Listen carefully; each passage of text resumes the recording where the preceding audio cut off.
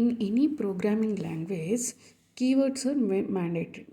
Okay, all keywords must be in the small letters. Okay, here class hello, class is a keyword and hello is the identifier. Identifier is nothing but the name. We are giving a name to the class. Next, public static void, so these are also keywords.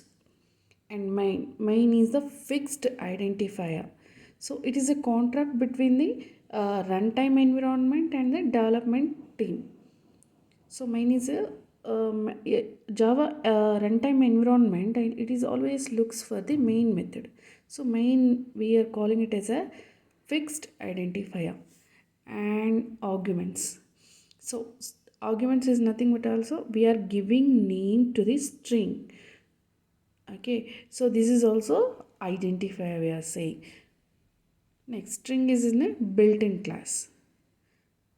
So these are the existing identifiers. These identifiers are already identified by the Sun developers.